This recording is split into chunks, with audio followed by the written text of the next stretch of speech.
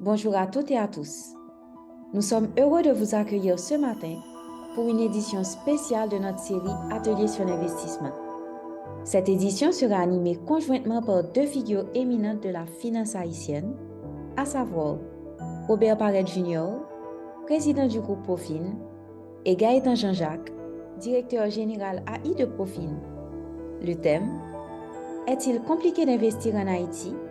Démystifier les faits et découvrir les opportunités. Le groupe Profil vous souhaite un bon atelier sur l'investissement. Merci, Chaïda, pour cette introduction. Bonjour à tous, merci d'être présents ce matin ainsi devant nous. Nous vivons tous les défis de la conjoncture actuelle du pays et nous devons au quotidien apprendre à les naviguer. Le groupe Profil vous présente cet atelier avec l'objectif de vous donner l'assurance que non seulement il comprend ces défis, mais est équipé pour les gérer. Robert et moi allons aujourd'hui avoir une conversation avec vous pour démystifier les faits et mettre en lumière les opportunités. Je te passe donc le micro pour présenter au public le groupe Profil comme toi seul en as le secret. Merci Gaëtan. Je ne sais pas si c'est un secret que j'ai, mais au moins c'est une passion.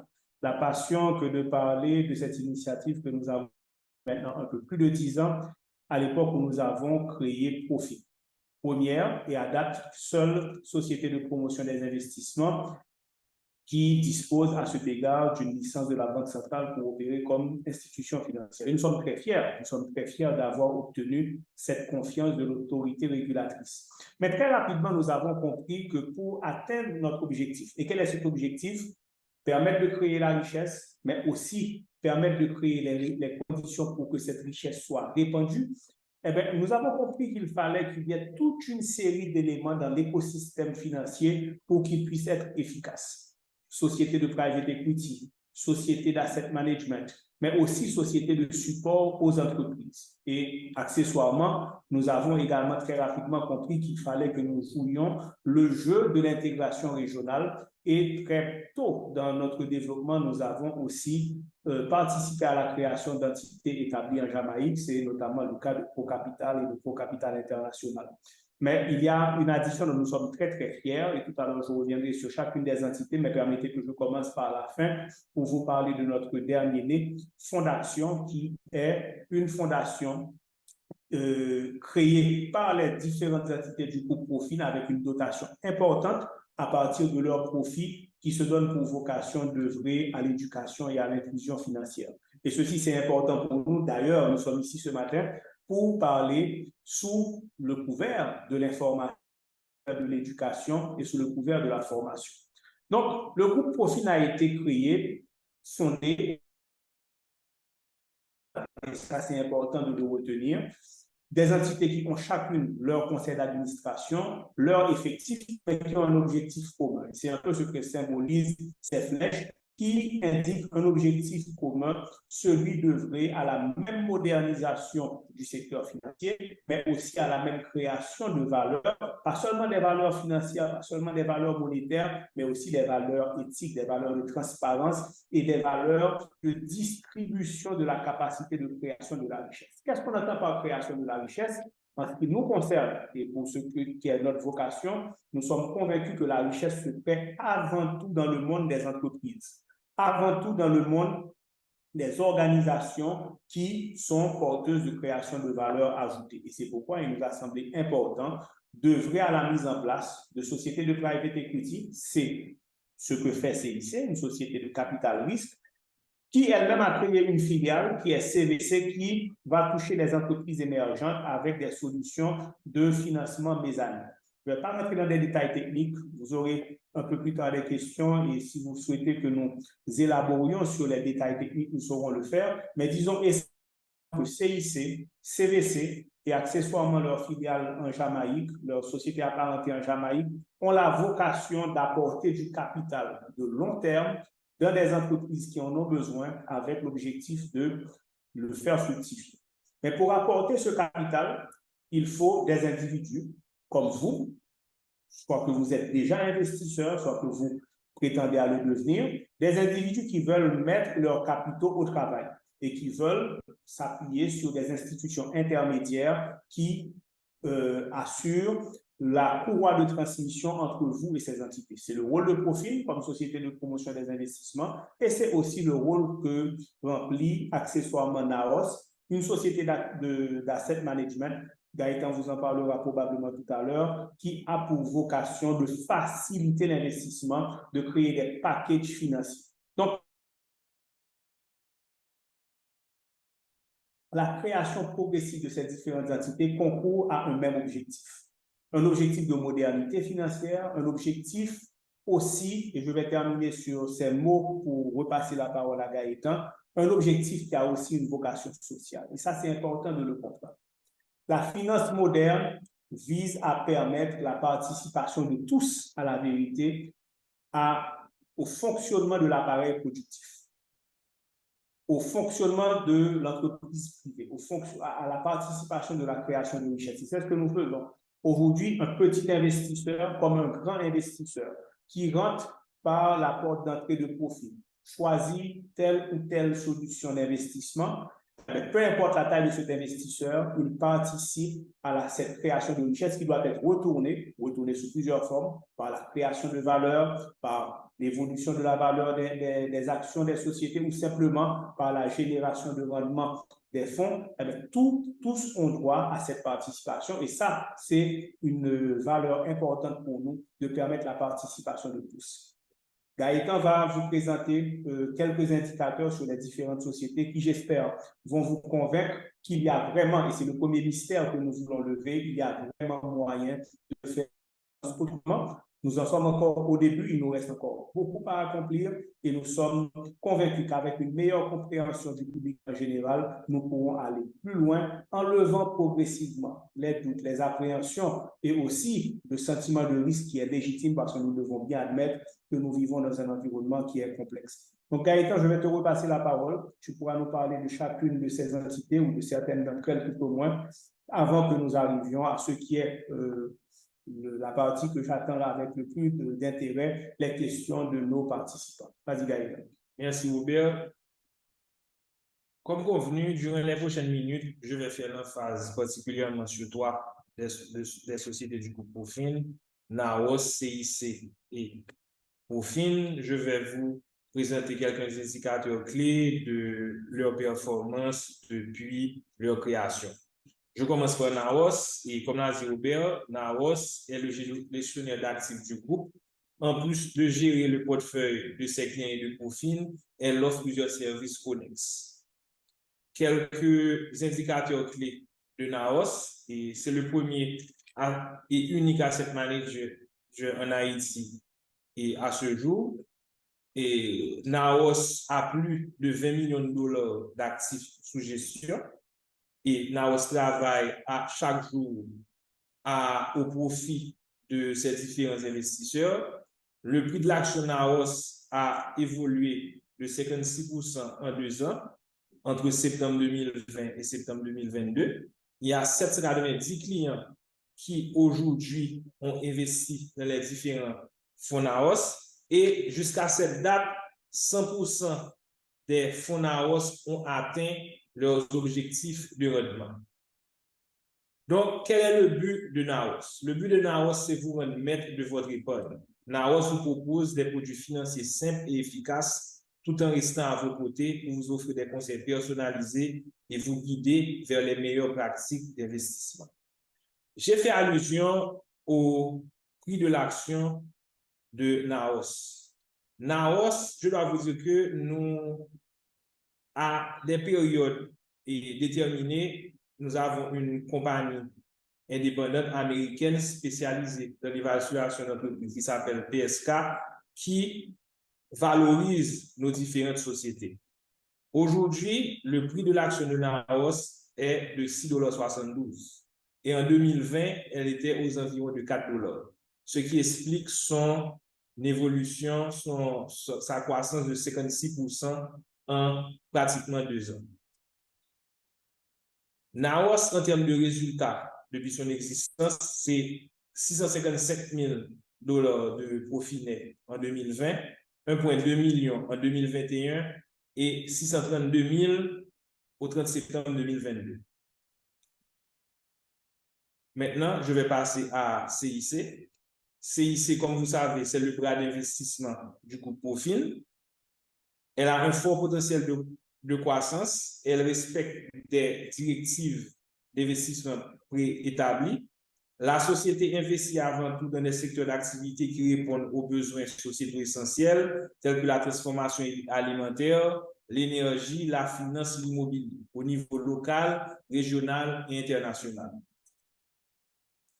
Les chiffres de CIC, c'est 22,3% de ROI, 15,5 millions de dollars d'investis depuis sa création, 6 compagnies dans son portefeuille et elle existe depuis 6 ans.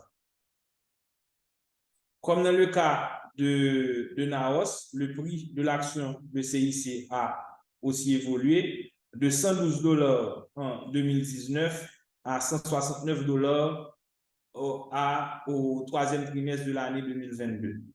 Prochainement, il y aura une nouvelle valorisation à sortir qui donnera une indication du prix de l'action de CIC. CIC, en termes de profit, c'est 87 millions de coûts en 2019, 95 millions en 2020, 64 millions en 2021 et 22 millions en 2022. Vous pouvez voir que les profits de CIC ont diminué sur les dernières années, mais il y a des explications pour ça. Nous serons très heureux d'en discuter dans la période de questions. D'autres indicateurs de CIC et en termes d'avoir des actionnaires et de ratio de capital, CIC aujourd'hui, c'est 1 milliard de gouttes en termes d'avoir d'actionnaires et un ratio de capital de 0,38. Je sais que c'est beaucoup de technicité, c'est beaucoup de chiffres, mais comme Profin aussi, elle a pour faire l'éducation financière de ses clients, de son public. Donc, nous serons heureux de rentrer dans plus de détails et durant la période des questions. C'est surtout beaucoup de transparence. Définitivement, Robert. Maintenant, le gros morceau, c'est Profin, et dont je suis le directeur général et trésorier. Chez Profin, nous créons des opportunités d'investissement uniques pour les investisseurs, individuels et institutionnels, proposant une gamme de solutions d'investissement diversifiées et sur mesure. Nous allons au-delà en aidant les entreprises à améliorer leur gestion et planification et à accéder au marché des capitaux. En tant qu'intermédiaire clé entre les acteurs économiques et financiers, Profin s'engage à encourager l'initiative privée, l'esprit d'investissement et l'épargne à long terme, contribuant ainsi à un développement social, économique et durable. Profin, rapidement, quelques chiffres. Profin, c'est 60 millions de dollars d'actifs sous gestion. C'est 1200 clients et c'est déjà 10 ans et qu'on fait partie du paysage financier haïtien. La valorisation de l'action Profin. Au début, malheureusement, je n'avais pas encore et je n'ai pas eu l'occasion d'acheter les actions Profin au début de Profin. Les actions Profin se vendaient aux environs de $1,28. Aujourd'hui, l'action de Profin vaut, au 30 juin 2022, elle valait aux environs de $6.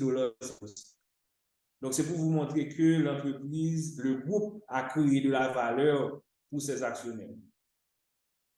D'autres chiffres clés. Au 30 septembre 2022, Profin, ses fonds propres sont 2 milliards de gouttes, un return on equity de 89,72%, son ratio de capital est de 1,58 et son return on assets est de 27,65%. Tout ça pour vous dire que l'entreprise se porte bien, elle a eu des résultats extraordinaires et nous allons continuer à viser plus haut. Les liquidités de profit. De 2019 à 2022, les liquidités de profit ont évolué pour sortir de 225 millions de gouttes en 2019 pour arriver à 629 millions de gouttes en 2022. Et au 30 septembre 2023, les liquidités de profit étaient de l'ordre de 700 millions de gouttes. Jouant le rôle aussi de trésorier du groupe, ce sont des indicateurs avec lesquels je travaille dans mon quotidien, que ce soit pour CIC, Profin et Naos. termes d'actifs sous gestion, l'actif sous gestion, c'est le montant des différents investissements que nos clients ont placés chez nous, soit en direct, soit à travers les fonds d'avance. Comme vous voyez en 2019, l'actif sous gestion de profit était de 20 millions. En 30 septembre 2022, elle est aux alentours de 61 millions et au 30 septembre 2023, elle est aux alentours de 70 millions de dollars. Nos profits nets au 30 septembre 2022 sont arrivés à 582 millions de gouttes. Et comme je l'ai dit tantôt, la voix des actionnaires de Profin est aujourd'hui de 2 millions de gouttes. Toujours certaines informations, comme vous voyez plus haut, et pour le RO et le ROA, Profin est une entreprise en pleine croissance. Ces indicateurs le montrent et nous ne sommes pas encore arrivés à notre plafond. D'ailleurs, Robert, je ne pense pas que nous en avons. Sky is the limit. Donc, tout ça pour vous dire qu'effectivement, il y a des mythes pour investir. Et il y en a différents mythes. On prend un exemple. Investir pendant une période d'instabilité est trop risqué. Durant les 3 ou 5 dernières années, on peut dire qu'en Haïti, nous vivons une période d'instabilité. L'instabilité peut en effet augmenter la volatilité du marché, mais elle peut également présenter des opportunités uniques d'achat à bas prix. Les investisseurs expérimentés savent qu'acheter des actifs sous-évalués pendant une période de crise peut être une stratégie payante à long terme. Une approche équilibrée, une diversification appropriée peut aider à atténuer les risques. Dans des actifs ou des secteurs moins sensibles à l'instabilité politique ou économique peut également être judicieux. Un deuxième mythe, il faut éviter tout investissement dans les pays instables. Encore un cas qui nous concerne. Ces marchés peuvent offrir des rendements élevés pour compenser les risques supplémentaires. Et certains secteurs dans ces pays, comme les biens de consommation de base, le secteur pharmaceutique, petit clin d'œil à Formatrix, le secteur de l'énergie, clin d'œil à CIC et à Climazo, peuvent être résilients ou même prospérer en période d'instabilité. L'analyse de la stabilité sectorielle et l'évaluation des fondamentaux économiques d'un pays peuvent révéler des opportunités cachées. Une autre raison pour être en contact avec nous, pour poser des questions à nos conseillers en placement, pour avoir accès à ces informations, pour pouvoir faire des investissements, de bons investissements. Un troisième mythe, les fluctuations du marché en période d'instabilité sont imprévisibles. Même si l'instabilité peut augmenter l'incertitude, cela ne signifie pas que les mouvements de marché sont complètement imprévisibles. En faisant des recherches approfondies et en suivant attentivement les tendances, il est souvent possible d'identifier des opportunités.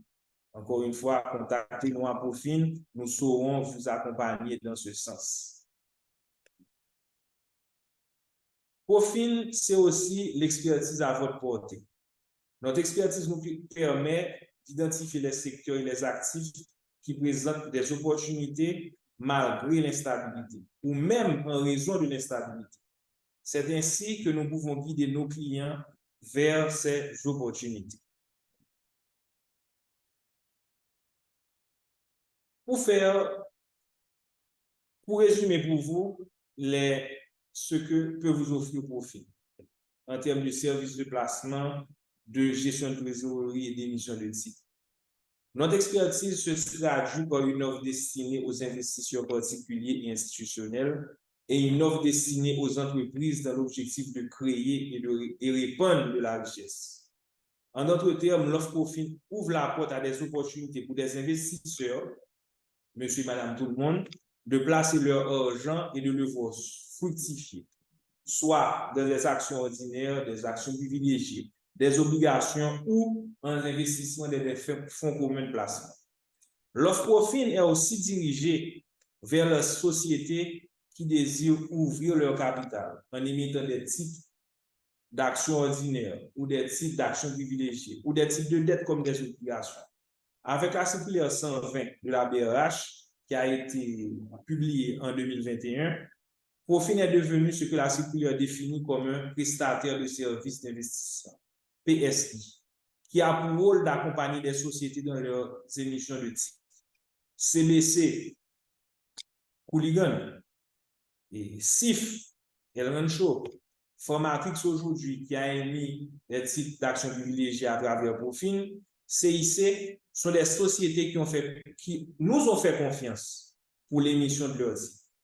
À noter que la circulaire 120 établit les règles du jeu et de ce fait, nous avons ce qu'on a pour des émissions publiques et des émissions restreintes. Les titres Formatrix et CIC aujourd'hui sont émis selon le principe du placement restreint, donc destinés à l'investisseur averti. On pourra en parler un peu plus en détail et durant la période de questions.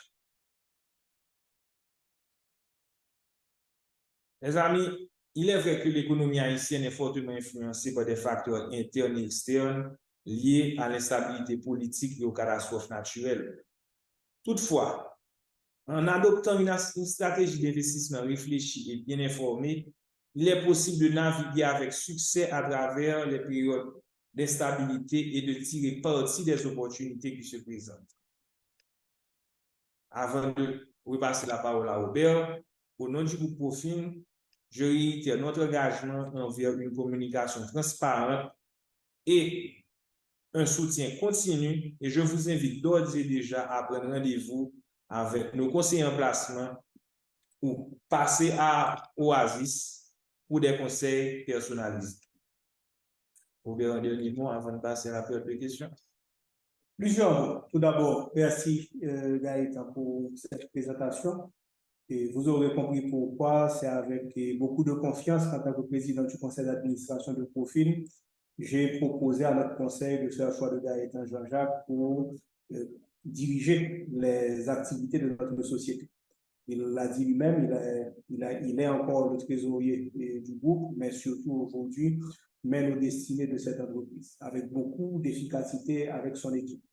Gaëtan a terminé sur ce slide sur le mot intégrité. Et il touche là l'une des trois valeurs fondamentales du groupe Profin, intégrité, avec les deux autres, innovation et impact. Il est évident que le facteur intégrité est pour nous le socle sur lequel repose non seulement notre activité comme financier, mais aussi le succès de toute entreprise qui veut être pérenne.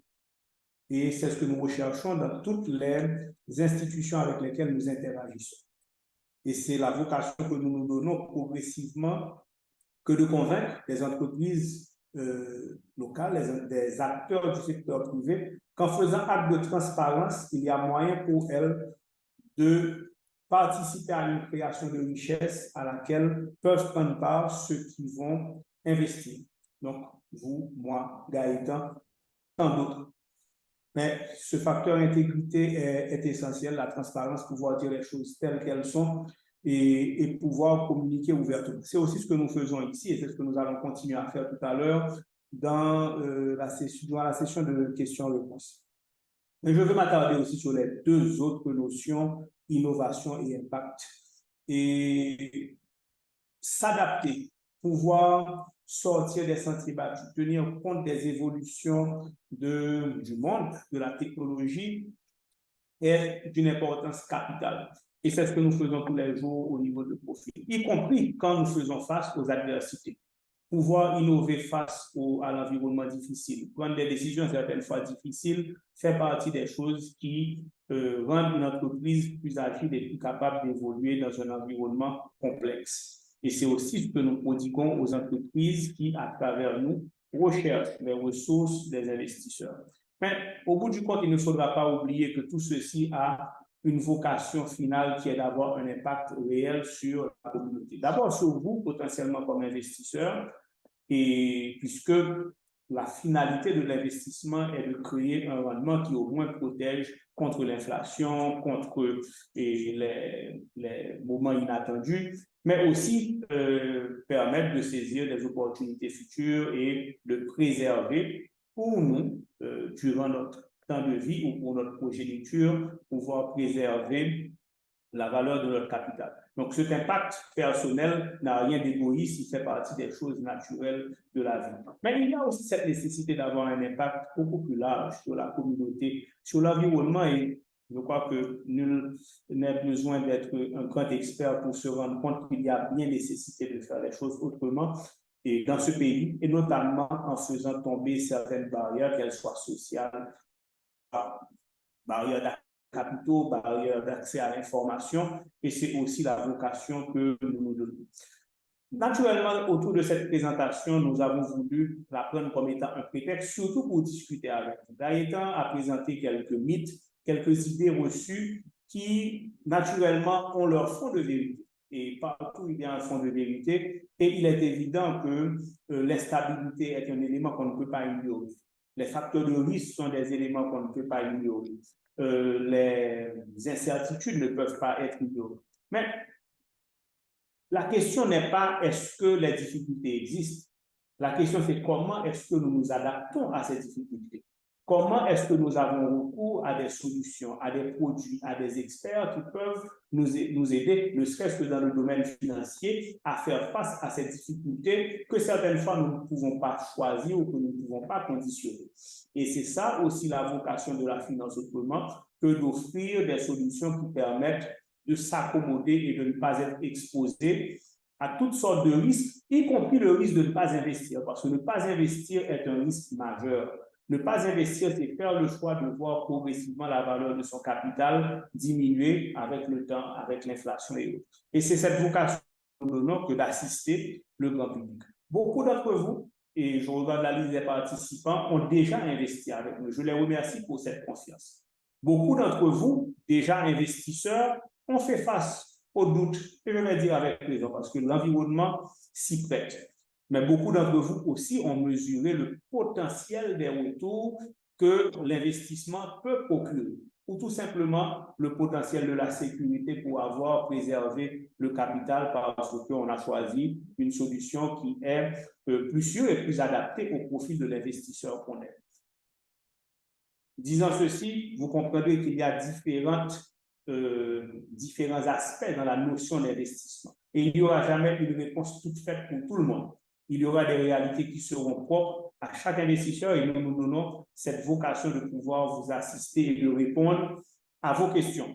Naturellement, confidentiellement et individuellement, quand il viendra de traiter vos investissements personnels, votre patrimoine, vos affaires. Mais ce matin, nous allons avoir un dialogue beaucoup plus ouvert et j'espère, vu le nombre de participants assez important, que nous allons avoir une conversation ouverte, sans tabou. Nous sommes disponibles et disposés à répondre à toutes les questions que vous pouvez avoir sur la vocation de l'investissement, sur le groupe Profil, sur ses succès, sur ses défis. Et en toute transparence avec Gaëtan, nous allons continuer à faire cet exercice que nous avons commencé le 9 janvier 2017. Depuis le 9 janvier 2017, Profil se donne cette mission d'être régulièrement en contact avec les investisseurs déjà acquis et ceux qui souhaitent le devenir pour expliquer, pour évangéliser sur l'opportunité d'investir, mais aussi évangéliser sur le plan des entreprises que nous invitons aussi. Et ça, c'est aussi un appel aux membres du secteur privé, évangéliser sur l'aspect de pouvoir ouvrir le capital, pouvoir ouvrir la vanne à création de valeur ajoutée, de sorte à ce que la richesse qui peut se répandre aille toucher une frange beaucoup plus large de la communauté. À chacun d'entre vous, merci Gaëtan, surtout merci à toi pour ces présentations qui vont servir simplement de tremplin à tous les échanges que nous allons maintenant avoir. Merci beaucoup et merci à toute l'équipe derrière pour la logistique et pour l'organisation. Mesdames et messieurs, je vais vous passer la parole à nos maîtres de cérémonie et nous allons, dans l'ordre, adresser vos différentes questions. Merci beaucoup. Merci. Merci beaucoup pour cette présentation très complète et instructive. Nous vous invitons maintenant à poser vos questions dans le Q&A. Nous avons une première question de Grégory Almera. Merci pour cette belle présentation. Particulièrement intéressé, admettons que je décide d'investir 1 000 $ avec Profil. Pouvez-vous me décrire concrètement la réalité de revenus sous cet investissement? Merci Tatiana. Je vous remercie, Monsieur Almira, pour cette question. Bon, avec 1 000 $,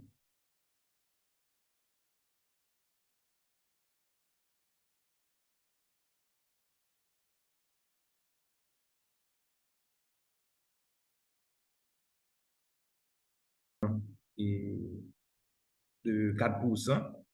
Mais idéalement, en commençant cet investissement, il faudra se référer à ce qu'on appelle la magie des intérêts composés. Donc, après avoir investi $1000, l'idéal pour vous, ce serait de faire des ajouts périodiques et à chaque ajout, votre investissement sera réévalué et le calcul du rendement se fera sur le capital que vous avez commencé et les ajouts que vous avez faits. Et je vous invite déjà lundi à contacter nos conseillers en placement et j'en vois quelques-uns qui sont parmi les participants. Donc, je suis sûr, avant même de nous contacter, et on vous contactera et contactera pour vous aider dans votre investissement. Merci. J'aimerais ajouter à la réponse de Gaëtan certains éléments. Naturellement, on ne va pas rentrer dans des éléments trop techniques, mais pour cette question intégrale, je vais vous donner un petit élément technique que tous les participants peuvent utiliser, qui est la règle des 72. La règle des 72 dit quand vous prenez le nombre 72 et que vous le divisez par le taux de rendement que vous avez sur un produit financier, il vous indique le nombre d'années que vous prendrez pour doubler la valeur de votre capital.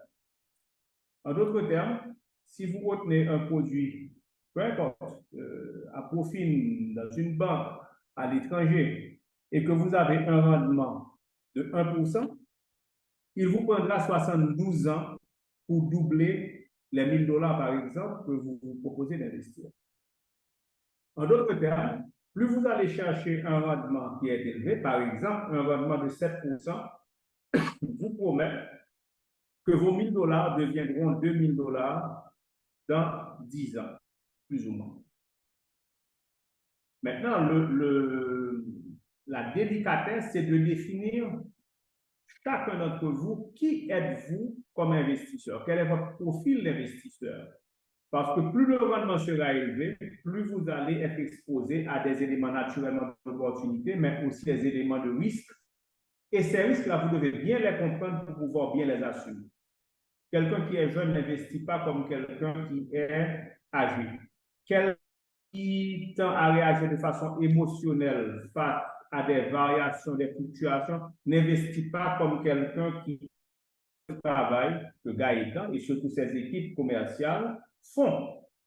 Quand vous rentrez à profil, vous allez obtenir un formulaire que nos conseillers en placement vont vous aider à remplir qui s'appelle un profil d'investisseur. Et là, vous allez pouvoir déterminer dans toute la panoplie des investissements qui sont possibles à profil ou ailleurs, quel est le niveau de rendement qui correspond à votre profil d'investisseur. Parce que la vérité, c'est que en rentrant à profil, vous pouvez trouver des placements très sûrs qui peuvent vous rapporter 4% de rendement annuel en dollars. Tout comme vous pouvez, comme un investisseur avec qui j'ai discuté récemment, qui a été patient, qui a choisi des produits avec un certain profil de risque, mais qui, en 7 ans, a eu des retours de l'ordre de 40% de rendement annuel. Naturellement, ça vient aussi avec ses contre-coups et ça fait partie des éléments de risque, parce qu'un investissement qui rapporte 40% l'an peut avoir des éléments d'illiquidité, peut ne pas être aussi liquide qu'un placement de 4%. Et ça, c'est notre métier. C'est notre rôle que de vous conseiller, parce qu'il ne faut pas courir après 40% si on ne peut pas faire face aux éléments de risque qui y sont associés. Donc, merci pour cette question et puis faites votre calcul avec 72. Merci.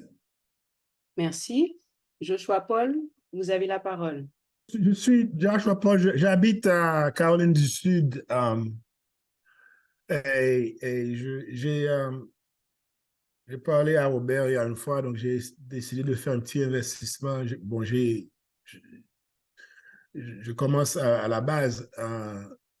Donc, je suis là parce que je crois en ce qui s'appelle l'instrument d'investissement comme un instrument de développement. Et je voudrais quand même commencer par le faire moi-même et encourager mes amis aux États-Unis de faire de même. Bon, pas vraiment un monde qui qui vraiment ciblé dans la finance, parce que nous sommes médecins, bah, qu'on n'a rien de finance, bien entendu. C'est seulement me connaître que m'intéresser à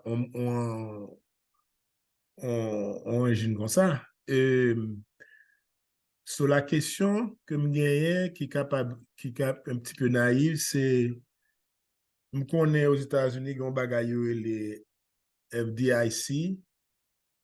Est-ce qu'il y a chose pareille quand il s'agit d'investissement en Haïti ou bien il y a quelque chose quelque chose d'autre qui occupe cette fonction? Merci beaucoup. Comme je l'ai dit tantôt, Profin est une institution qui reconnaît par BRH, qui c'est Banque Centrale et Pays d'Haïti. Et donc, nous régulons par Banque Centrale et Banque Centrale a veillé ça n'a fait. Et périodiquement, we have to send reports to the Central Bank of Haiti. They come to inspect us. So that would be the institution that regulates what we do. So, donc, Cap veillé, ça n'a fait. Donc, c'est ça qui est équivalent et FDIC. Ok, bon, m'ajouter sous réponse Gaëtan.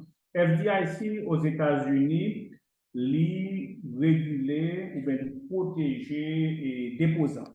Et il bail un plafond, si mémoire est bonne, jusqu'à $250 000, on monde qui investit aux États-Unis, dépôt garanti par FDIC.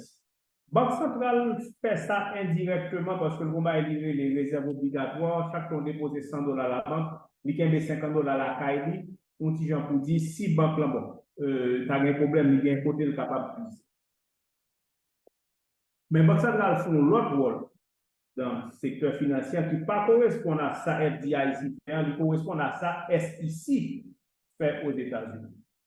SEC qui régule les marchés financiers. Naturellement, nous avons un marché financier qui aussi évolué que les États-Unis, mais depuis 10 ans, pour finir mettre des bases pour nous arriver là.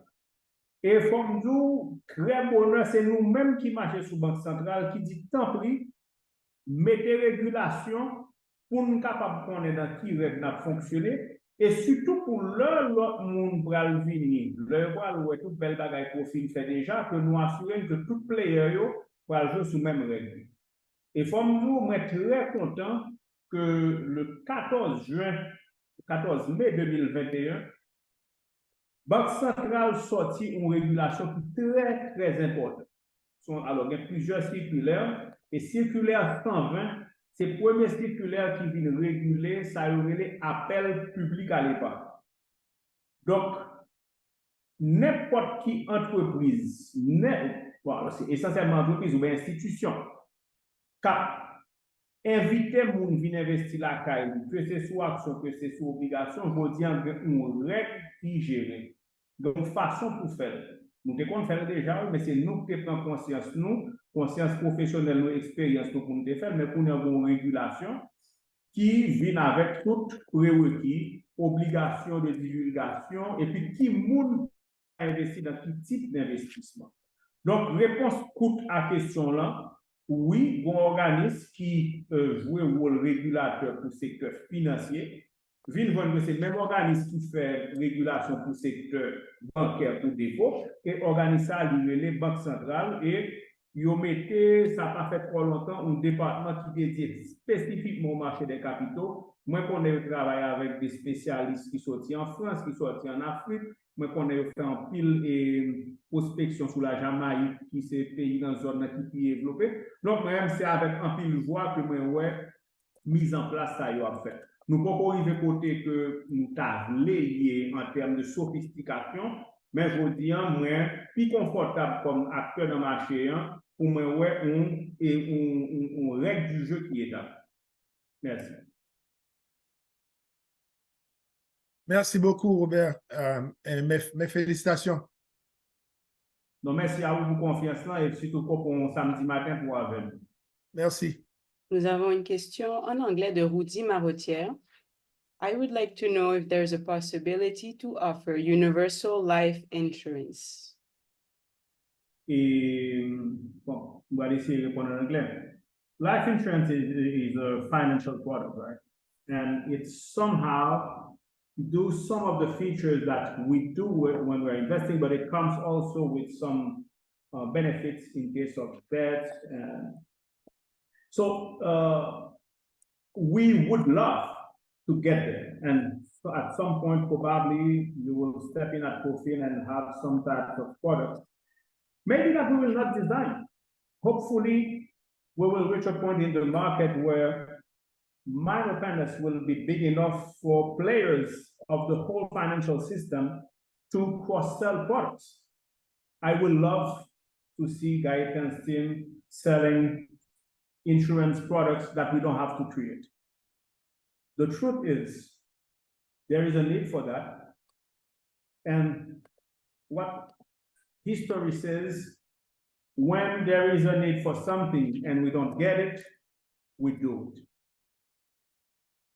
It doesn't mean that we'll make an insurance, but it's a way for me to invite players of the whole financial system, banks, insurance, credit companies, to have that mind openness and understand that finance is a powerful tool, and there are many layers and many products that address specific needs. And when you put all of these together, you create a stronger market, but you also create stronger citizens, which have the means to protect their future, protect their retirement, and also create a channel to take resources and bring them to companies that need them on long-term needs. And let me finish by saying that when you take the Jamaican market, the growth of the Jamaican market, the sustainability of the Jamaican Stock Exchange is based precisely on retirement products, on pension funds. And yes, we do want to see this happening, and notably because as actors in the market, including individually, we have some kind of insurance which is called ONA, which unfortunately is ineffective. So there is a need to address that. But for now, we are not ready for that, but someday it will happen. Nous avons Alain Jean-Louis qui a 2 questions. Il dit, à travers votre présentation, on sent les compagnies en bonne santé. Pourtant, à travers les stipulations de votre dernier accord client, vous prenez la précaution d'attirer l'attention des investisseurs sur les risques liés à tout investissement, même pour un portefeuille d'obligations. Pourquoi? Bon, tout investissement comporte un certain niveau de risque, y compris les investissements en obligations. Il faut que tout investisseur soit de ces risques afin de prendre des décisions éclairées. Profin en tant qu'intermédiaire financier et dans sa structure a des comités d'investissement et qui revoient les compagnies pour lesquelles nous émettons des titres périodiquement pour éviter d'avoir quelque chose comme ça, que par exemple une compagnie qui a émis des obligations ne puisse pas payer les intérêts, tout comme une compagnie qui aurait émis des actions privilégiées. Il faut, tout investissement a un risque et c'est notre rôle de pouvoir mitiger ce risque pour nos clients. Donc, nous sommes tenus de faire cette mention dans notre accord client. Et Gaëtan, permet que j'ajoute, pourquoi nous mettons cette mention, même pour des obligations? Parce que nous devons la vérité à nos clients. Tout à l'heure, Gaëtan a terminé avec le mot intégrité. Et ce serait ne pas dire la vérité que dire que peu importe l'investissement à un niveau de risque, un certain niveau de risque. Certains investissements ont des risques certains. Quelqu'un qui avait investi sur le Bitcoin avait vu ses investissements arriver à $60 000, tomber à $17 000, aujourd'hui remonter à $44 000. Quelqu'un investissement comme ça, c'est qu'il a un potentiel de rendement important, mais qui prend des risques importants. Mais quelqu'un qui investit dans des bons du trésor américain prend aussi un risque. L'État américain est endetté. La France a vu son rating sortir de AAA à AA. Donc, c'est une façon de dire que peu importe le niveau de produits financiers, il y a un certain niveau de risque. Et il faut que l'investisseur en soit conscient. Un dépôt bancaire a des risques. Laissez-moi vous raconter une histoire. Il fut un temps, j'avais des responsabilités un peu comme celle de Gaëtan, où je supervisais la trésorerie d'une banque importante avec laquelle je travaille. Heureusement, on avait appliqué toutes les règles de diversification et on gérait un portefeuille très important de plusieurs centaines de millions de dollars. Et en 2008, je suis réveillé un matin, mon broker m'appelle, il me dit l'investissement qu'on a fait la semaine dernière de 2 millions de dollars sur un AAA vient de disparaître. Faillite totale. Je parle de Lehman Brothers. Institution de premier niveau du marché financier, rated AAA, etc. Et comme à l'époque, nous étions une banque, et cette banque est encore une banque prudente, mais comme nous avions des politiques avisées, nous savions que nous ne pouvons pas prendre tous nos œufs et mettre dans un seul titre. Parce que même AAA, même Lehman Brothers pourraient avoir des écueils. Donc, n'attendez pas que vous rentiez à profit et qu'on vous promette des choses qui ne sont pas la vérité. N'attendez pas qu'on vous dise qu'un investissement a zéro risque. Non, ce qu'on va vous dire, c'est que chaque investissement a un certain niveau de risque, mais pour gérer ces risques, il faut les diversifier, il faut avoir des produits qui soient adaptés. Et aussi, on va vous dire accessoirement que ne pas investir est plus investir que risquer. On va vous apprendre que l'inflation, même sur le marché américain, est élevée. Donc, c'est ça notre rôle, de faire aussi cette éducation financière. Donc, oui, les compagnies, celles que vous avez vues, ont de bonnes performances, mais les performances passées n'indiquent pas nécessairement le futur. L'environnement a ses hauts et ses bas, et nous avons d'ailleurs mis le terme de cet atelier sur démystifier et surtout sur l'aspect des appréhensions. Et les appréhensions sont légitimes. Donc, c'est normal que nous mettions nos investisseurs, nos clients devant la réalité de ce qu'est l'investissement, mais aussi devant la réalité de ce que ça vaut de ne pas investir. Merci. Merci. Monsieur Jean-Louis a une deuxième question. Avec votre structure, ce serait facile d'obtenir de la coopération internationale des fonds de garantie. Est-ce que de tels fonds ne seraient pas un incitatif pour plus d'investissement?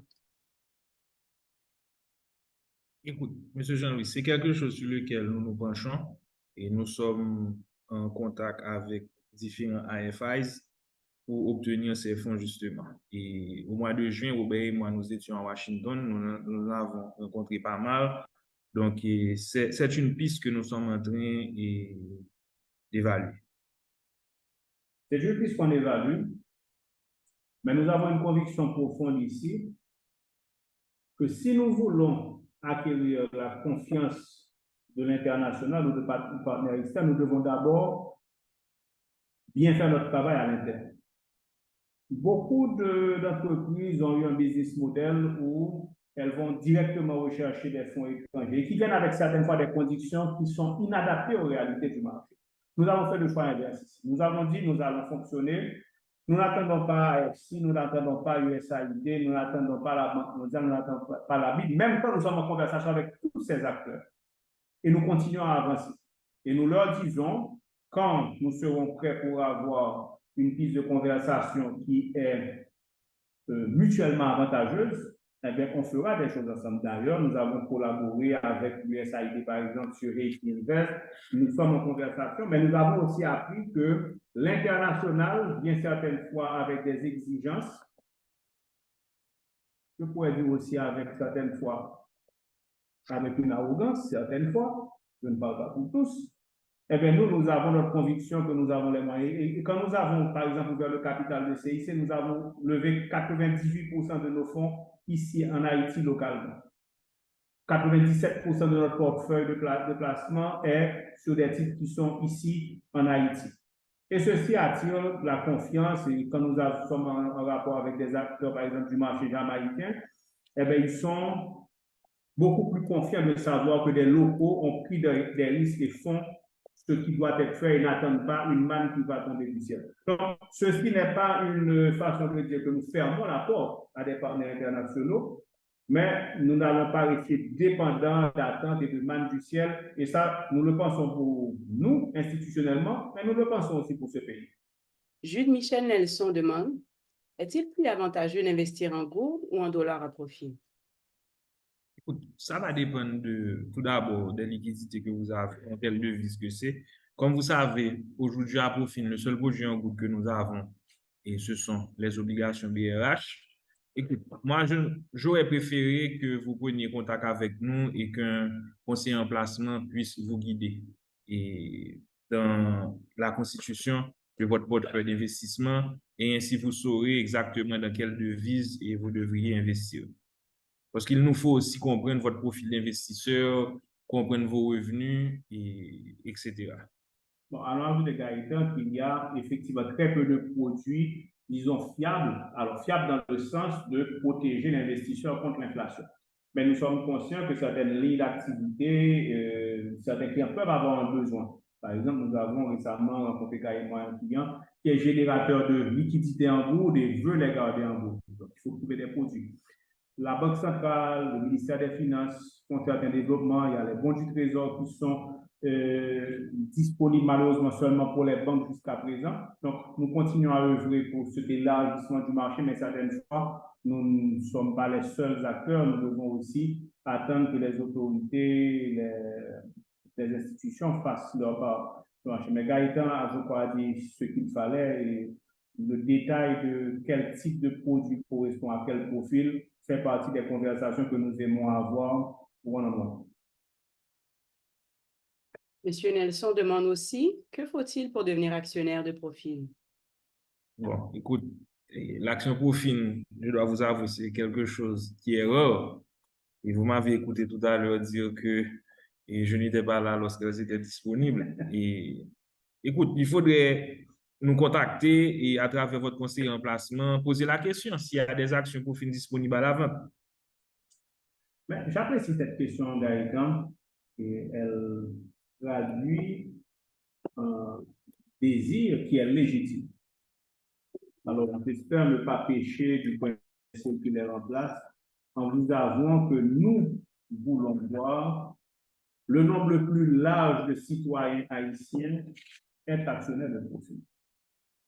Et au moment où nous parlons, nous avons un dossier important déposé devant les institutions concernées pour une ouverture très large du capital de Profin, en commençant avec des montants relativement faibles. Parce que quand nous disons qu'il faut faire la finance autrement, il ne faut pas seulement le dire, il faut le faire. Il y a maintenant 5 ou 6 ans, j'ai pris la responsabilité devant mon conseil d'administration. À l'époque, je cumulais les fonctions de directeur général et de président.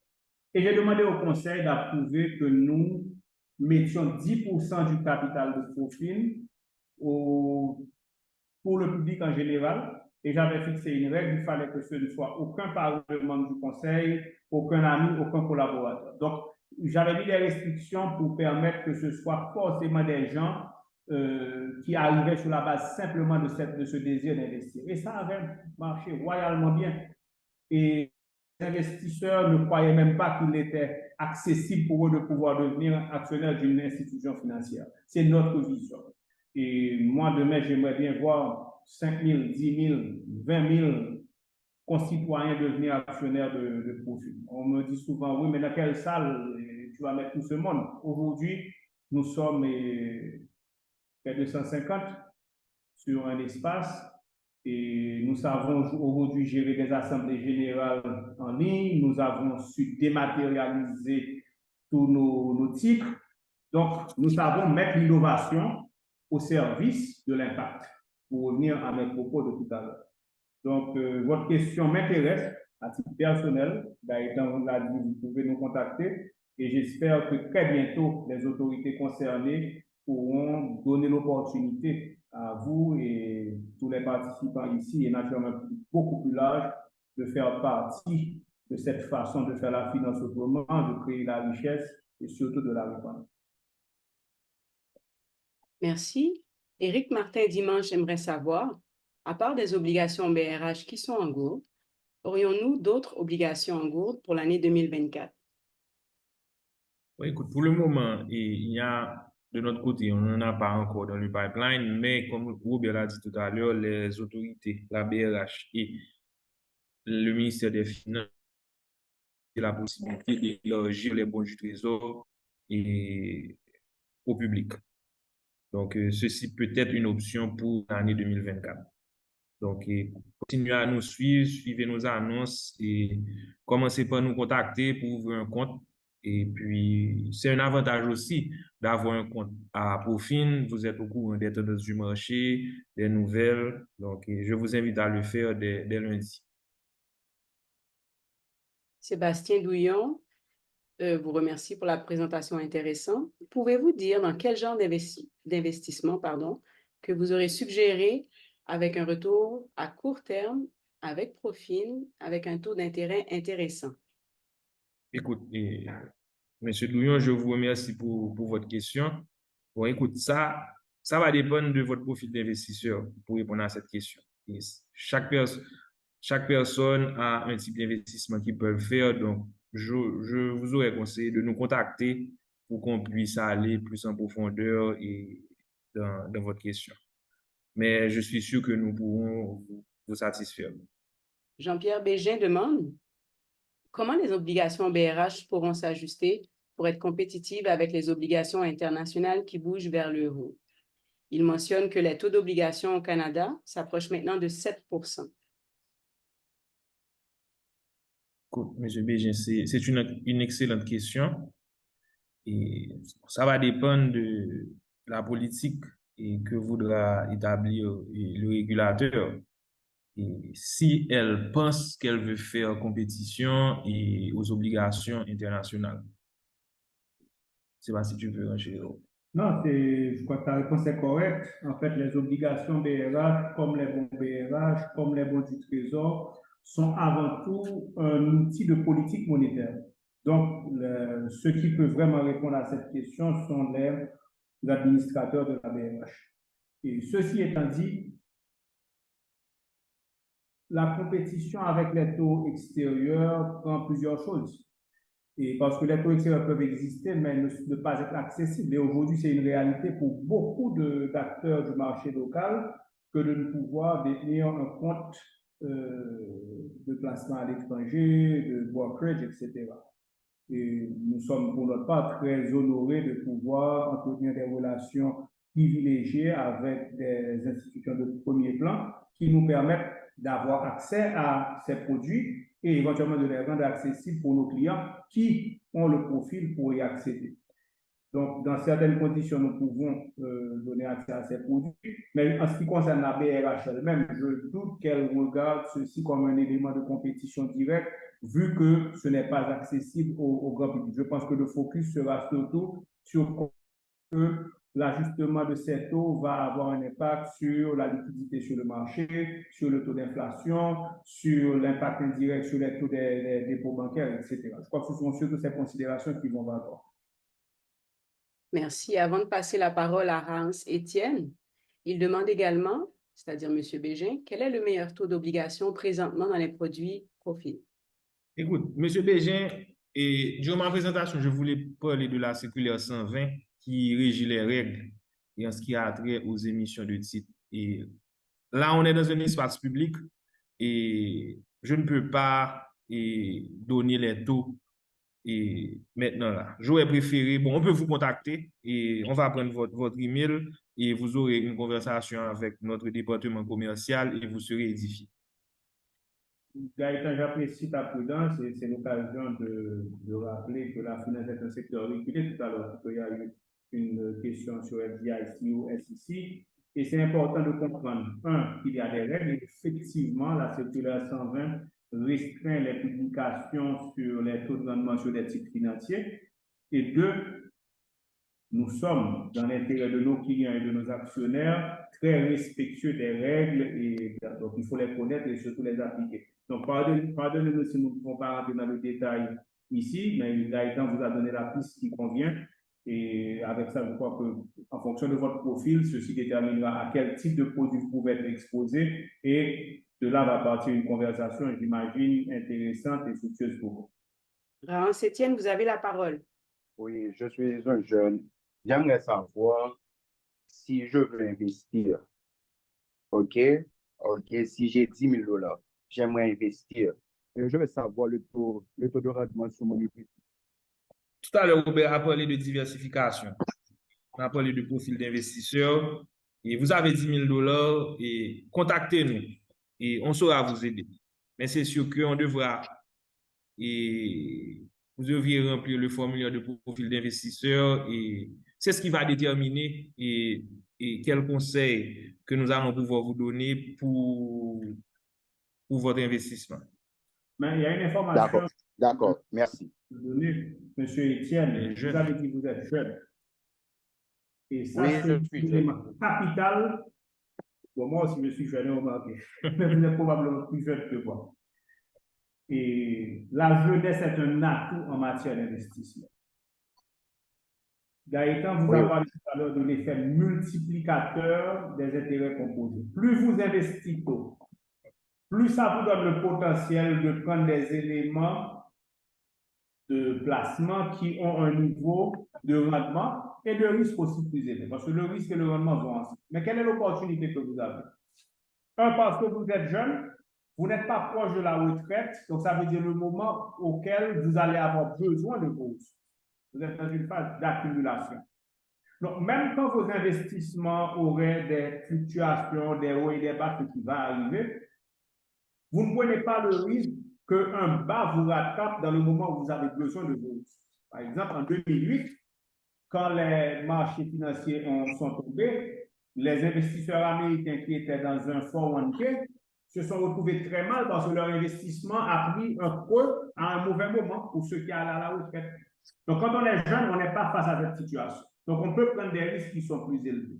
Et on a un temps devant nous qui est tellement plus long que l'effet multiplicateur va faire son rôle. Donc, je vous invite à utiliser votre jeunesse comme un atout et maintenant discuter. Mais le conseil que j'aurai pour vous, diversifiez votre portefeuille. Et vous pouvez le faire de deux façons. Soit en prenant différents titres, des titres à rendement fixe, des titres à rendement variable, des titres avec un niveau de rendement comme des actions ordinaires, ou vous pouvez aussi faire ce qu'on appelle chez nous la finance simplement. Nous avons créé une entité qui s'appelle NAOS, qui est ce qu'on appelle un asset manager, et qui fait pour vous exactement ce que je viens de vous décrire sans que vous n'ayez l'obligation d'avoir une sophistication financière. Donc, NAOS, son métier essentiellement, c'est de faire des paquets d'investissements en mettant plusieurs composantes, en mutualisant cette gestion. Mutualisant, elle réduit les coûts de gestion et elle agrège une capacité de connaissance technique pour gérer pour vous. Et à ce moment, vous propose un rendement et vous laisse toute votre sérénité pour faire un clin d'œil au produit phare de NAOS. Mais, in fine, comme je l'ai dit au début, à partir de là, on va dans des conversations individuelles que nous sommes plus qu'heureux de tenir. Gaëtan et ses équipes sont impatients de le faire. d'accord, merci, monsieur Gaëtan et monsieur le nom m'a échappé. D'accord, merci. Ah, merci beaucoup. Nous avons Berlitz Lauriston qui vous remercie pour cette présentation intéressante. Sa question concerne le groupe CIC. Il aimerait savoir pourquoi seulement 6 ou 8 entreprises font partie de ce groupe. Dans un pays où les entreprises privées sont à la recherche d'investissement, pourquoi il n'y a pas plus d'entreprises? Écoute, c'est une bonne question. Et dans sa politique d'investissement, CIC a des secteurs dans lesquels elle investit, des secteurs spécifiques, comme l'agro-industrie, l'énergie, la finance, la fintech, etc. Et je dois vous dire que CIC évalue d'autres investissements. Nous devons admettre que les dernières années, et Covid, instabilité politique a ralenti les investissements de CIC, mais CIC est en train de finaliser certains investissements. Et vous aurez des nouvelles bientôt. Mais aussi, et pour que CIC puisse investir dans des compagnies, il y a certains critères que ces compagnies doivent répondre. Donc, ce qui fait aussi que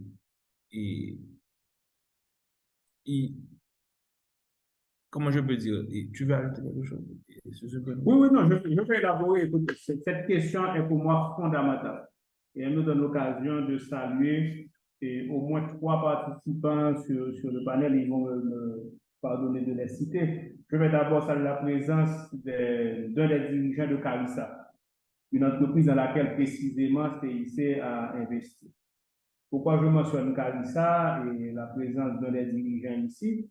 C'est une façon de dire, la première raison pour laquelle il n'y a que 6 ou 8 personnes, c'est parce qu'il n'y a pas autant d'entreprises familiales ou privées qui ont l'ouverture d'esprit de dire, nous allons ouvrir notre capital, pas seulement pour l'ouvrir, en apportant des capitaux frais, nous apportons aussi nous apportons la diversification des sources de fonds. Donc, je salue la vision de Carissa, je salue la vision de Kimazou, je salue et la vision des autres entités, y compris en Jamaïque, dans lesquelles nous avons investi.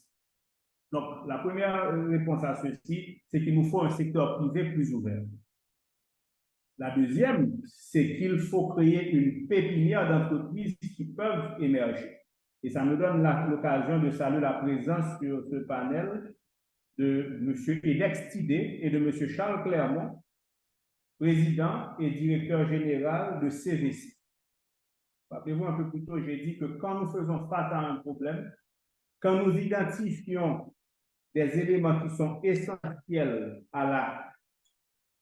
au succès de notre mission, créer la richesse, répandre la richesse, nous cherchons des partenaires pour le faire ou nous le faisons nous-mêmes.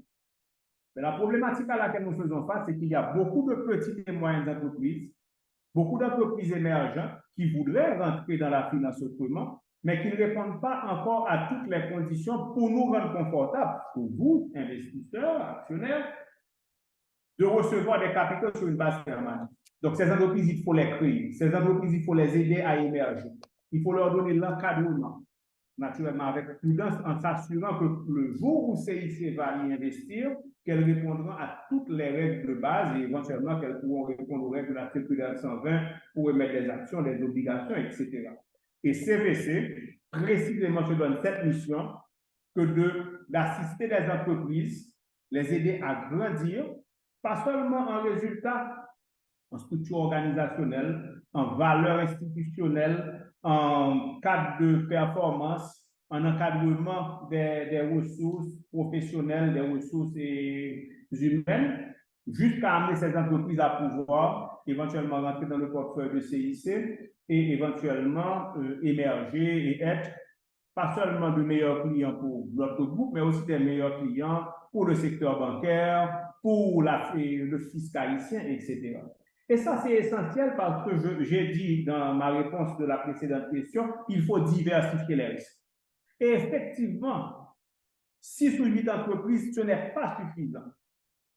Nous voudrions en avoir 50, nous en aurons 50, nous en aurons bien plus. Mais il y a une méthodologie pour y arriver et nous faisons notre part du chemin et c'est pourquoi je suis souvent sur le devant de la scène à discuter avec les acteurs du secteur privé pour dire qu'il y a vraiment lieu de faire autrement. Il faut un secteur privé qui soit plus engagé, il faut un secteur privé qui soit beaucoup plus consensueux, qui soit beaucoup plus ouvert, beaucoup plus transparent, naturellement qui paie aussi ses taxes. Et c'est l'un des écueils, souvent quand nous arrivons, la comptabilité est une comptabilité approximative, les responsabilités fiscales sont prises de façon limitée et nous, on ne rentre pas dans ça. Nous, on veut des entreprises qui répondent à toutes les règles et nous leur démontrons qu'en étant transparent, en appliquant les règles de bonne gestion, en payant ces taxes, on devient plus performant. C'est l'aventure que nous avons eu avec Kimazou Énergie. C'est l'aventure que nous avons avec Carissa. C'est l'aventure que nous avons avec nous-mêmes. Beaucoup ne sont pas encore convaincus. Donc, en résumé, it takes two to tango. Il faut 2 personnes pour danser. Nous mettons déjà disponible pour le secteur privé progressiste, visionnaire, citoyen, et nous mettons aussi à contribution la communauté pour lui dire, nous sommes prêts, nous mettons les institutions, les produits, et vous avez raison, j'espère que à l'heure de nos prochains panels, nous aurons 10, 15, 20, 30 et progressivement beaucoup plus d'entreprises qui intègrent cet espace de création de richesse. Merci. Nous avons une question anonyme qui aimerait savoir si vous n'investissez pas aussi dans des startups en phase de développement. Il y a une des compagnies du groupe, et Robert en a fait mention, CVC, qui serait la compagnie indiquée pour faire des investissements dans des entreprises de start-up, mais quand même qui doit avoir qui doit déjà avoir coché certaines cases. Et par exemple, il doit avoir déjà 3 années de fonctionnement. C'est avoir des états financiers et oui, nous le faisons à travers CVC avec un mécanisme que je suis sûr qui est DEX, qui fait partie des participants et saurait mieux vous expliquer. Donc, la personne qui a posé la question, je vous invite à entrer en contact avec nous et pour aller plus en détail et dans vos besoins. Mais laisse-moi ajouter que nous sommes très prudents sur les entreprises naissantes, pas parce que nous ne croyons pas dans le potentiel de jeunes entrepreneurs qui ont une idée, mais il faut se rappeler que l'argent que nous investissons, c'est l'argent des actionnaires. Or, il se trouve que les startups, par définition, ont une probabilité d'échec qui est plus grande. Et c'est pourquoi nous cherchons des entreprises que nous pouvons encadrer. Donc, nous sommes très, très prudents sur les entreprises naissantes. Et beaucoup de gens viennent nous voir avec une idée. Une idée ne suffit pas pour que nous investissions. Peut-être qu'un jour, nous aurons des incubateurs, nous aurons des accélérateurs, mais on ne peut pas tout faire. Et il y a d'autres organismes sur le marché. Il y a le Banche, qui est un incubateur. Il y a l'incubateur de l'université Quisqueya, que j'ai visité récemment, qui est un espace qui crée des entreprises, les aide à exister, et au même titre que Banche. Donc, certaines fois, nous ne sommes pas la solution immédiate, nous sommes le relais pour des entreprises qui auront validé leur business model et créé ce que EDEXM appelé un MVP, un minimum, un produit qui répond à des caractéristiques minimales qui peuvent convaincre l'investisseur. Merci. Monsieur Bégin revient avec plusieurs questions. On va en mentionner une ou deux. Compte tenu de la nécessité de sécuriser les avoirs avec la vulnérabilité du dollar américain, est-ce que Profin offre des services d'achat d'or, de stockage, hors portée des gouvernements? Monsieur Bégin, on n'offre pas ce service pour le moment. Je vais l'investiguer, je prends note de votre question, mais pour le moment, on n'offre pas ce service-là. Jean-Marie Victor aimerait savoir... Nous faisons tout dans le respect des circulaires. Des circulaires et des institutions. Donc, l'opacité, alors, quand vous dites en dehors des gouvernements, et forcément l'activité financière est régulée. Donc, il y a une forme d'action et de reporting de toutes les façons aux autorités concernées. Merci. Est-ce qu'il y a des taux préférentiels pour les particuliers et pour les particuliers, dit M. Victor? Alors, il demande s'il y a des taux préférentiels pour les particuliers et les entreprises. Si en termes de rendement, que ce soit les entreprises et les particuliers, ils ont accès aux mêmes produits. Naturellement, on peut ajouter qu'en fonction de l'importance du portefeuille de placement, il y a naturellement des grilles de tarification qui sont dégressives.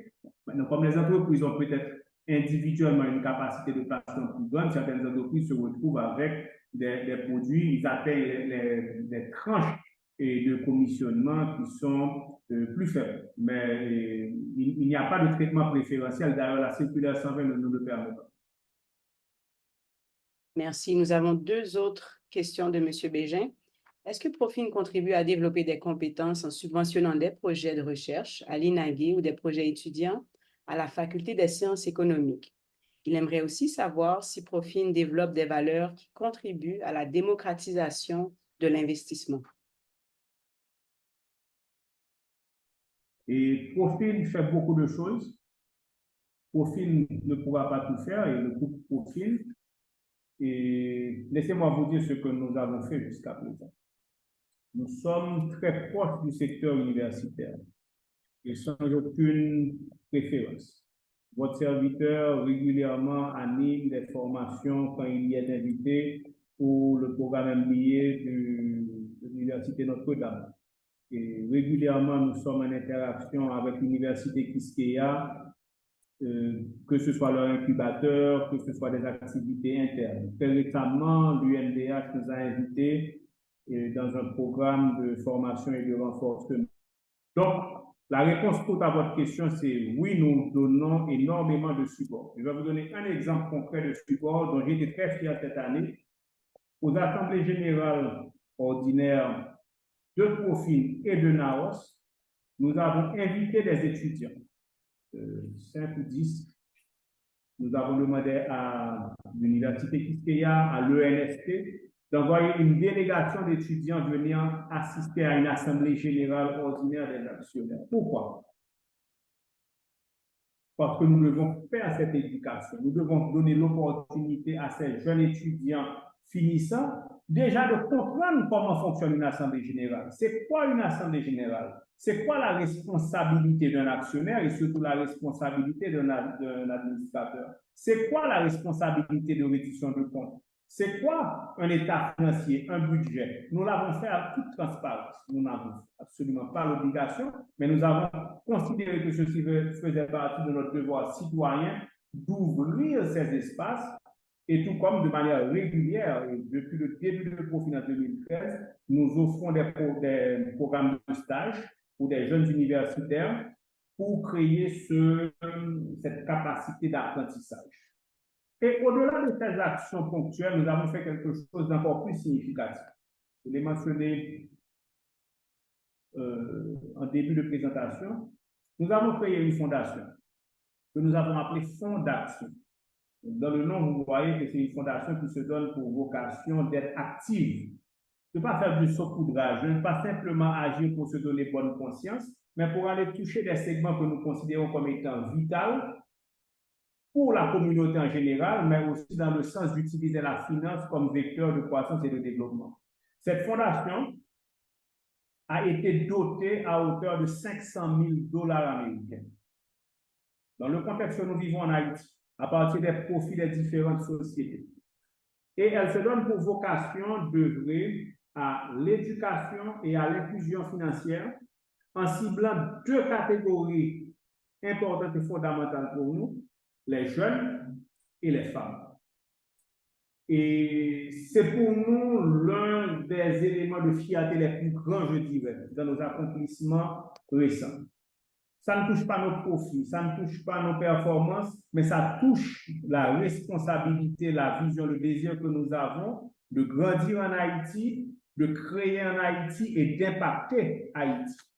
Donc, merci de votre question qui me donne l'opportunité d'exposer ces actions. Naturellement, nous ne pouvons pas tout faire, mais nous pouvons au moins donner l'exemple. Nous pouvons inviter nos partenaires du secteur privé, de la société civile, à faire pareil. Beaucoup agissent déjà, ils font des choses importantes, mais pas suffisamment. Il nous faut cette conscience sociale. Il ne faut pas simplement être des acteurs qui ont pour finalité de générer des profits, de créer des produits. Non, rappelez-vous, j'ai dit au début, nous avons trois valeurs fondamentales: intégrité, innovation, impact. Il faut que ce que nous faisons ait une finalité qui soit utile. Oui, nous sommes là pour faire des profits. Oui, nous sommes là pour gérer vos avoirs, les faire fructifier comme clients ou comme actionnaires. Mais si nous ne nous soucions pas que ceci a un impact sur l'environnement général et qu'il soit un cercle vertueux, nous sommes en train de bâtir sur le sable. Donc oui, nous sommes engagés auprès des universités, auprès des jeunes, auprès de la communauté de manière générale. C'est notre vision et je crois que cela va rester pour très longtemps et j'espère pour toujours. Linker Gérard aimerait savoir si nous faisons des prêts d'investissement. Si oui, à quel taux d'intérêt? Écoute, je vais profiter de répondre à cette question qui pourra adresser aussi celle d'Olivier Mathieu. Et ce que nous avons à Profil, ça va dépendre. Et tout d'abord, vous devez détenir avec nous déjà un portefeuille d'investissement. Et à partir de ce portefeuille d'investissement, nous sommes en mesure de faire ce qu'on appelle une avance de portefeuille. Cette avance de portefeuille pourra vous permettre de faire d'autres investissements sur d'autres investissements financiers. Et en ce qui concerne le taux d'intérêt, bon, j'aurais préféré qu'on en discute one-to-one et contacter, si vous êtes déjà client de Profil, contactez un conseiller en placement pour avoir de plus amples informations. yes, Olivier, it's possible to use your assets in Profin as a collateral to buy other financial instruments. Thank you, Monsieur Jean-Jacques. Ronald Benet demande, concernant les obligations NAOS, chaque combien de temps on reçoit les résultats de rendement ou les statements, les relevés? Je pense que M. Bennett veut parler des fonds NAOS. Et normalement, en signant un nouvel accord client, vous allez avoir accès à Profin Online qui vous permettra de suivre en direct real-time l'évolution de votre investissement. Et je vous invite à contacter votre conseiller en placement où je demande aux commerciaux je vois que vous êtes présent sur le panel, de contacter M. Bennett la semaine prochaine pour lui donner des informations. Merci. Gaël Rivière demande, avec la situation actuelle du pays, avez-vous des demandes de retrait de fonds? Oui, nous en avons eu. Et parce que, bon, il y a beaucoup de personnes qui veulent désinvestir pour aller investir dans l'immobilier et dans d'autres pays. Et il y en a qui laissent le pays. Oui, nous avons eu des demandes de retrait de fonds et que nous avons satisfaites. Et Robert. Non, je profite de cette question de Gaël, je salue la présence. Merci Gaël pour cette question aussi. Évidemment que nous avons des demandes de retrait de fonds, je vais dire heureusement, parce que la finalité de l'investissement est précisément déplacée avec la perspective in fine d'accéder à ces fonds. Maintenant, sur les retraits de fonds, il faut comprendre qu'elles peuvent être de différentes natures. Un client qui rentre à Profin peut placer dans des obligations BRH, peut placer dans un fonds NAOS, peut placer directement dans des obligations émises par une société. Et quand cet investisseur demande ses fonds, que fait Profin? Profin se retourne vers l'émetteur, naturellement dans les conditions contractuelles qui engagent cet émetteur, pour dire cet investisseur ne veut pas renouveler son placement, cet investisseur fait un retrait, parce qu'il faut se rappeler que Profin n'est pas une banque. Profin est un intermédiaire qui fait le lien entre la personne qui apporte ses fonds et la personne qui la reçoit. Que cette personne s'appelle que cette personne s'appelle Pharmatrix, etc., etc. Mais naturellement, chacun de ces émetteurs a un contrat qui dit je reçois les fonds, je les restitue dans 3 mois, dans 5 ans, dans 10 ans, dépendant de la nature du contrat. Il peut arriver qu'un souscripteur veuille sortir de son contrat plus tôt. Quand nous en avons la possibilité, nous pouvons chercher quelqu'un, un repreneur. Si le marché n'est pas actif et qu'il n'y a pas beaucoup d'acheteurs, il peut arriver que quelqu'un qui avait investi sur 5 ans ou sur 10 ans ne puisse pas accéder tout de suite à sa demande de retrait. Ce sont les réalités que nous vivons. Et cette réalité est plus cruciale sur le segment des personnes qui ont investi dans des actions. Parce que quand on investit dans des actions, on investit durablement dans une entreprise. Ce n'est pas un compte en banque, ce n'est pas un compte de tirage.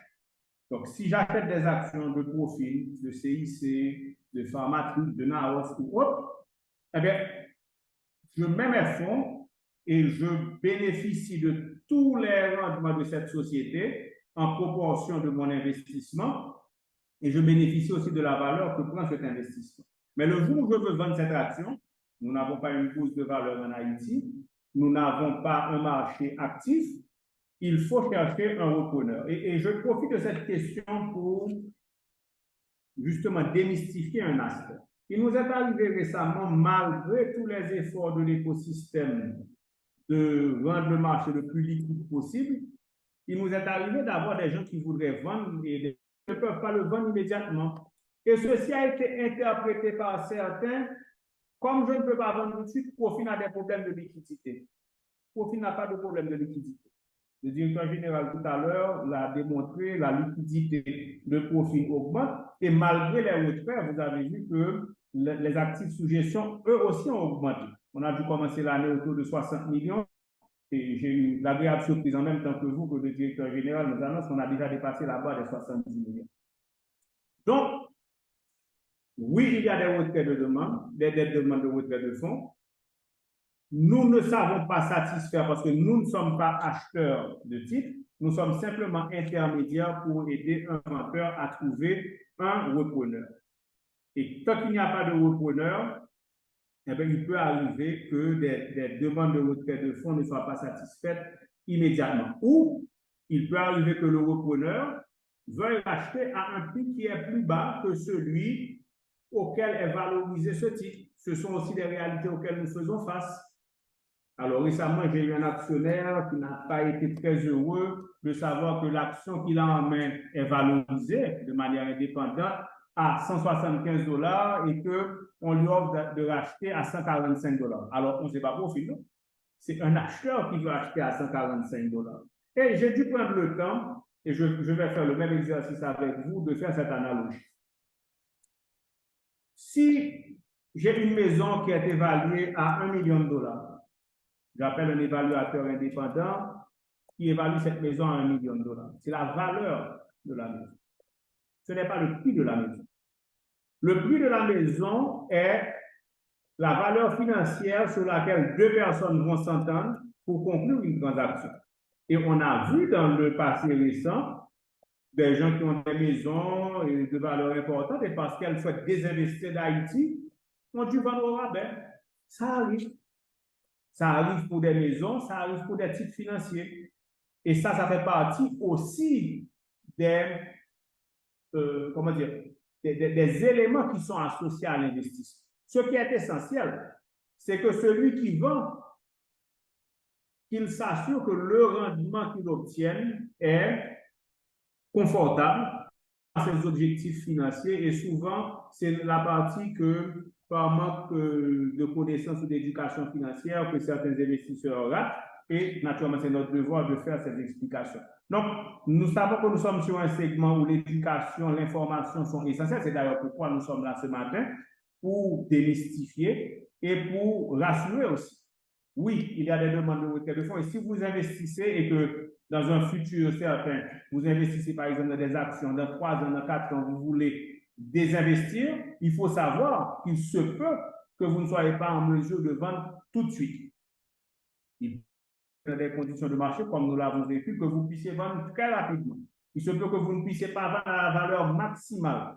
Ça fait partie des réalités de l'investissement. Et c'est pourquoi aussi il faut diversifier ces investissements pour avoir différents types d'actifs qui ont différents types de comportements en fonction de la situation du marché, tout simplement. Donc, merci pour cette question, Gaël, qui me permet d'élaborer un peu plus au-delà de la question elle-même sur les réalités de l'investissement, ses défis, mais aussi ses opportunités. Et nous sommes là, en fait, pour assister après individuellement chaque investisseur ou potentiel investisseur pour qu'il comprenne les plus et les moins de chaque décision financière.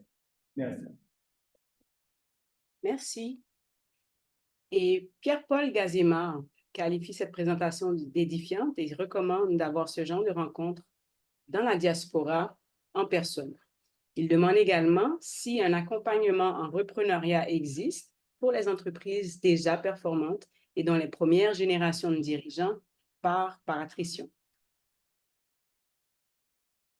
Bon, je suis impatient d'aller visiter mon ami Pierre-Paul Gazema, avec qui j'ai eu l'occasion de collaborer mais je ne vais pas avoir mon âge. Et avec Pierre-Paul, on a collaboré ensemble dans le secteur bancaire. Et Pierre-Paul, déjà depuis le mois, m'a invité à faire des présentations pour la Chambre de commerce haïtiano-canadienne du Québec ou du Canada. Donc, ça viendra avec plaisir. Et nous faisons ce genre de périple au niveau de nos amis de la diaspora. Donc, Pierre-Paul, oui, nous le ferons. Nous le faisons beaucoup sur le marché américain, avec NHP, avec la Chambre de commerce et HACOP, qui est établie en Floride. Et nous avons le projet, nous attendons le développement de certains dossiers que j'ai mentionnés un peu plus tôt pour prendre notre bâton de pèlerin et rencontrer aussi nos amis de la diaspora et répondre à ce besoin que la diaspora a d'investir en Haïti, mais de le faire à travers des produits qui sont plus en ligne avec le niveau de professionnalisme auquel ils sont habitués sur les marchés où ils vivent. Et sur la question de reprenariat, c'est un sujet qui nous intéresse beaucoup. Nous ne sommes pas encore équipés à ce niveau, mais nous sommes très conscients et nous conscientisons les chefs d'entreprise pour qu'ils comprennent qu'il y a un besoin de planifier la transition d'entreprise. Et souvent, l'ouverture du capital, notamment avec les cadres existants ou de nouveaux partenaires, peut être une façon de favoriser cette reprise et de ne pas laisser des entreprises qui ont une valeur à un moment donné et qui finalement laissent disparaître cette valeur simplement parce que le promoteur initial, le fondateur, et se retire. C'est le genre de conversation que nous tentons d'avoir, mais encore une fois, nous ne pouvons pas tout faire d'un seul coup. Et nous espérons que d'autres acteurs du secteur financier sauront eux aussi contribuer au développement de ce marché. Merci. Nous avons une dernière question de Jude Michel Nelson qui demande, avec la perte des richesses intellectuelles et financières que le secteur financier en Haïti subit actuellement, notamment par le programme Biden, quelles sont les actions de Profin pour assurer les clients désireux jusqu'à présent d'investir en Haïti et à Profin? Écoutez, cet exercice que nous faisons ce matin, de parler avec vous en toute transparence, et c'est déjà une action que nous considérons qui doit et qui peut assurer et à continuer à investir en Haïti. Ensuite, notre volonté de continuer à éduquer notre public est une autre action que nous allons continuer et d'entreprendre pour rassurer les investissements en Haïti. Oui, écoutez, si nous sommes naturellement pas exempts des conséquences de l'environnement général, et il nous arrive, comme d'autres entreprises, de perdre des ressources, de perdre des temps. Et nous avons été créés et adaptés très tôt pour évoluer dans un environnement difficile. Et notre business model a été conçu pour faciliter le fonctionnement. Il nous a permis de traverser Covid, nous a permis de traverser différents pays là.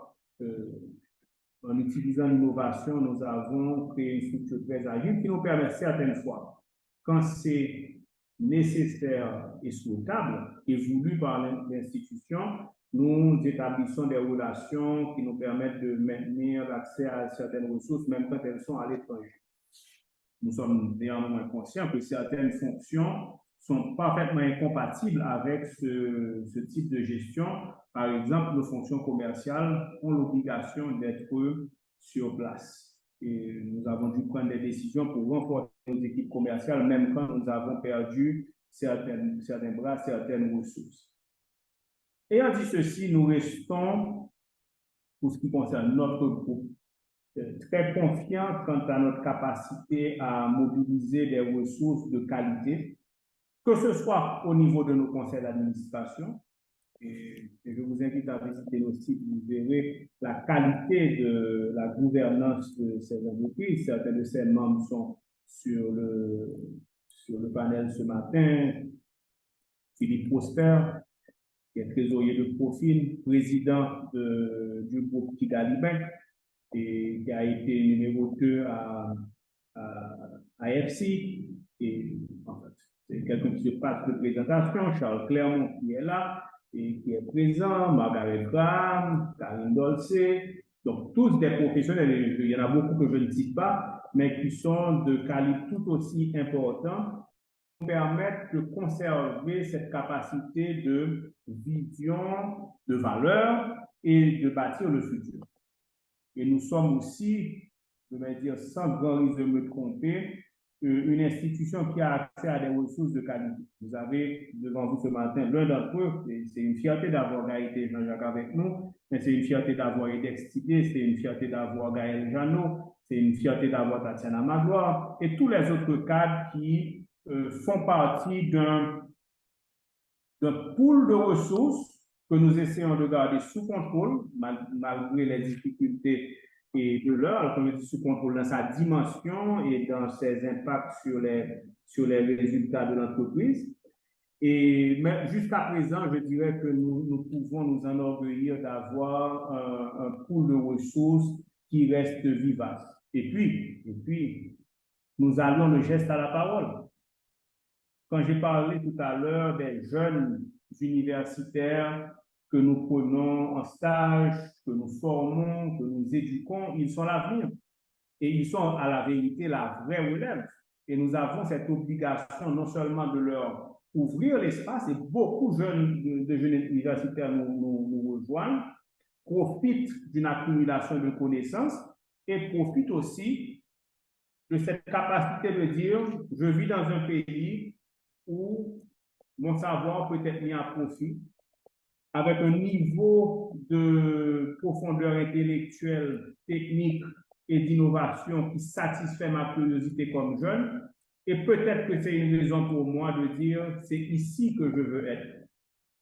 Malgré Biden, malgré les vicissitudes de l'heure. Et nous en avons beaucoup comme ça. Et que c'est ce sur quoi nous bâtissons notre pari, non seulement pour avoir accès aux ressources, mais aussi pour avoir ce sentiment que nous faisons, ce qui doit être fait pour créer cet avenir et surtout créer cette confiance. Pas seulement pour vous comme investisseurs, mais aussi pour ces jeunes citoyens qui ne méritent que de pouvoir grandir, œuvrer, prospérer et évoluer dans leur pays. C'est ça notre conviction profonde, c'est ce que nous faisons, et Gaëtan l'a dit, c'est aussi l'exercice que nous faisons avec vous, investisseurs actionnaires.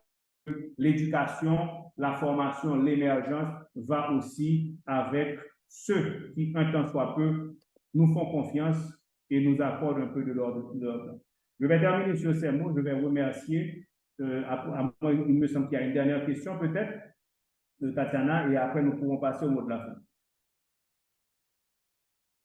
Alors, c'est M. Bégin qui vous dit « La lecture des questions a été impeccable et merci pour votre attention à toutes les questions des compatriotes. C'est une bonne démarche de Profin qui s'inscrit pour moi comme une volonté de contribuer à la démocratisation de l'investissement. Je me retrouve dans vos projets. Merci de croire à un avenir d'Haïti, malgré le signal que des ennemis d'Haïti lancent pour défier le décollage de notre cher Haïti. » Monsieur Bégin, vous avez dit les mots de la fin à la vérité. Merci à vous, merci à tous ceux qui ont été ici ce matin. Merci à tous ceux qui osent encore croire, qui comprennent que les moments sont difficiles et qu'ils prennent justement les personnes qui sont engagées pour faire des choses difficiles quand peut-être ceux qui pourraient démissionnent. Nous ne démissionnons pas. Nous restons actifs, nous restons engagés, nous restons naturellement très conscients des responsabilités qui nous incombent parce que nous sommes dans un métier qui est difficile, nous sommes dans un métier qui est délicat puisque nous gérons non seulement le passé de nos clients, donc les avoirs qui nous ont durement contribué à accumuler, mais surtout nous gérons leur avenir parce que celui qui nous confie nos fonds pour les rediriger vers les pôles de création de richesse, ils le font parce qu'ils veulent garantir leur futur ou au moins ceux de leur progéniture. Donc nous sommes très très conscients et nous sommes conscients que ceci est un complot de gens de bonne volonté et je vous remercie à chacun d'avoir pris part à ce complot. Merci à vous. Gaëtan, je te laisse faire. Merci à vous et merci d'avoir participé avec nous en grand nombre et ce samedi matin à cette édition spéciale des ateliers sur l'investissement. Et étant donné que le prochain atelier c'est en janvier, je vous souhaite déjà un joyeux Noël et une bonne année 2024. Merci encore et bon samedi à tous. Merci à tous. Merci d'avoir suivi notre édition spéciale du jour. Est-il compliqué d'investir en Haïti? Démystifier les faits et découvrir les opportunités. Présenté par Robert Paré Jr., président du groupe Profin, et Gaëtan Jean-Jacques, directeur général AI de Profin. Nous vous invitons d'ores et déjà à réserver la date du samedi 20 janvier 2024 à 10h du matin pour notre premier atelier sur l'investissement de l'année intitulé « Planifiez vos objectifs financiers pour cette nouvelle année ». Les ateliers sur l'investissement vous sont apportés par le groupe Profin et sont produits par Profin TV.